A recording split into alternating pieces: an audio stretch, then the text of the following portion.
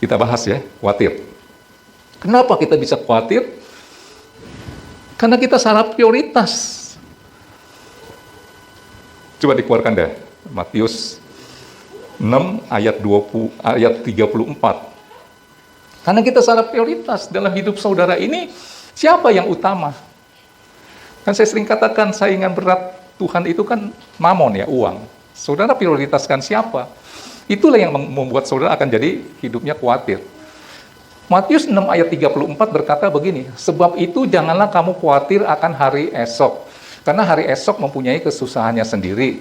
Kesusahan sehari cukuplah untuk sehari. Ini firman Tuhan, diperuntukkan untuk saudara untuk jangan khawatir. Saudara tidak bisa melakukan ayat 34 sebelum saudara melakukan ayat 33. 33 apa? Kuncinya di sini. 33. Tahu ya? Tetapi carilah dahulu kerajaan Allah dan kebenarannya, maka semua itu akan ditambahkan kepadamu.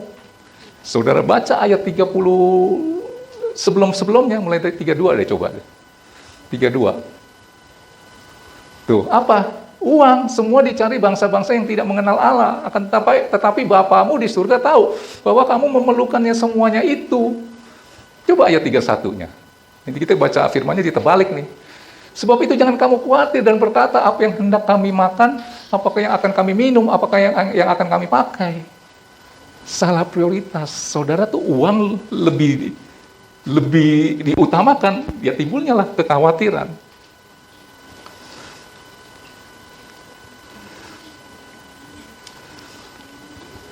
Jadi khawatir karena salah prioritas dan logika lebih dominan. Logika di atas iman. Selalu memakai kekuatannya sendiri, hikmatnya sendiri dalam menjalankan kehidupannya. Sehingga dia mendapatkan apapun, baik itu ya berupa materi, kesehatan, dia selalu berkata itu karena kuat gagah saya, pinternya saya. Saudara nangkap ini enggak? Bukan bilang semua karena kemurahan Tuhan. Suatu hari saya tanya, enggak Luki menceritakan bahwa dia mendapat sesuatu lah yang bagus gitu ya. Wah, si itu udah transfer nih sekian, sambil memperlihatkan bukti transfer saya, bukti transfer orang itu. Terus saya selalu bertanya sama si Luki, Ki, maksudnya gini, wah udah masuk nih uangnya sekian. Terus saya tanya sama dia sambil ngetes dia punya iman. Bisa masuk itu karena apa, Ki? Dijawabnya apa tahu gak? Ya karena si itu transfer. Maksud saya supaya dia keluar kata-kata semua karena kemurahan Tuhan. Ngerti gak? Kamu sembuh lu. Misalnya, kok bisa sembuh? Ayo coba kenapa? Ya karena saya ke dokter. Aduh. Harus keluar kata-kata apa? Karena Tuhan baik. Karena kemurahan Tuhan. Jadi ngelibatin Tuhan dalam segala hal itu Tuhan senang. Coba tadi keluarin itu tadi Amsal 3 ayat 5. Ya. Ayo cepat. Amsal 3 ayat 5. Setiap saudara mendapat apa-apa, jangan bilang yang tadi saya katakan. Karena si itu transfer, jadi uangnya masuk.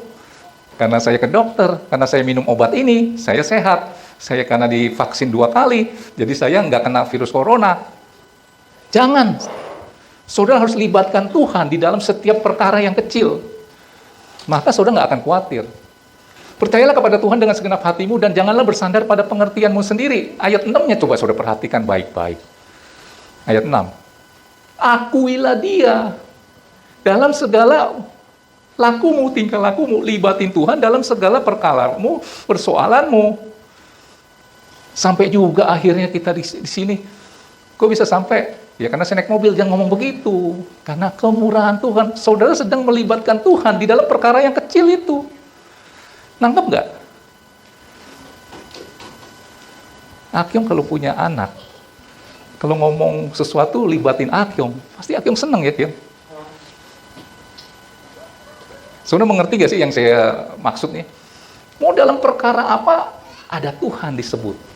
Kan saya sering, berapa minggu saya kan sering tanya sama saudara, dari bangun tidurmu sampai tidurmu, nama Yesus itu berapa kali kau sebut?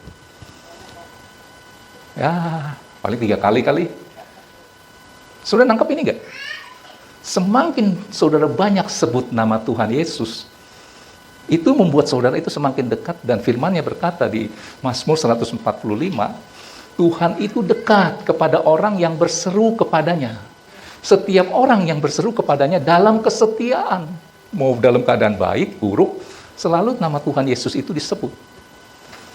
Mengerti ya? Nah, sekarang kita bicara tentang khawatir. Khawatir adalah orang yang mau mengendalikan sesuatu yang tidak dapat dia kendalikan. Ini perhatikan baik-baik. Orang yang khawatir adalah orang yang percaya kepada Tuhan, tapi dalam menjalankan kehidupannya seolah-olah Tuhan nggak ada, karena dia memakai logika dia, pengertian dia sendiri. Selalu menghadapi satu persoalan, masalah, dia akan coba pakai dia punya logika atau pengertiannya dia sendiri. Biasanya orang ini baru berseru kepada Tuhan, tunggu mentok, udah nggak ada jalan. Padahal selama kita ada kekuatan, ada jalan, terus libatkan Tuhan berdasarkan tadi Amsal 3 ayat 6. Nah, tadi saya katakan orang khawatir adalah orang yang mau mengendalikan sesuatu yang tidak dapat dikendalikan. Contoh nih ya, besok saudara punya acara. Besok hujan atau tidak ya? Nah, saudara jadi khawatir dengan yang hujan atau tidak, karena saudara mencoba mengendalikan sesuatu yang saudara tidak bisa kendalikan. Emang saudara bisa mengendalikan besok nggak hujan, besok hujan atau tidak hujan? Emang saudara bisa mengendalikan? Orang yang khawatir adalah orang mencoba mengendalikan sesuatu yang tidak dapat dia kendalikan. Contoh yang tadi saya katakan, waduh, kalau besok hujan bagaimana ya? Mikir tuh, waduh, besok kalau misalnya saudara besok pagi mau berangkat ke airport gitu ya, terus saudara kan nggak tahu entar macet apa enggak. Terus saudara mencoba mau mengendalikan sesuatu yang saudara tidak bisa kendalikan, saudara akan berkata, aduh kalau macet bagaimana ya? Waduh nanti telat bagaimana ya? Waduh bagaimana? Jadi dia mau coba mengendalikan sesuatu yang tidak bisa dia kendalikan. Kenapa? Dia tidak bisa berserah penuh. Nangkep? Apalagi dikatakan?